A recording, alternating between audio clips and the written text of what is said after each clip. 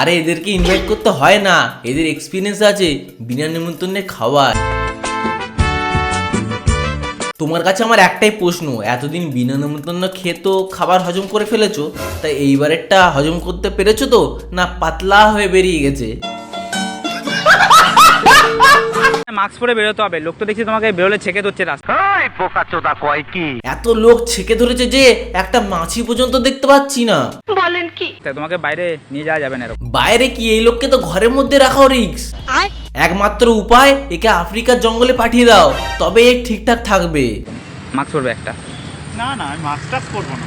Mask পরলে গন্ধ ছড়াবে কি করে? তুমি হাজার হাজার নারীকে স্পর্শ করে দেখো, আলাদা কিছুই পাবে না। তা বলছিলাম দাদু, আজ পর্যন্ত তুমি কটা নারীকে স্পর্শ করেছো? জানি না। বুঝতে পেরেছি, তুমি বেশি নারীকে স্পর্শ করার সুযোগ পাওনি তো, ওই জন্য এই ডায়লগটাই দিচ্ছ। ওর মনের মতো ভালোবেসে তাকে স্পর্শ করে দেখো, তখন হাজার নারীর দিকে তোমার আর তাকাতে ইচ্ছা করবে না। না, দিদার মন জয় করছো, খেতে দিচ্ছে না বলে।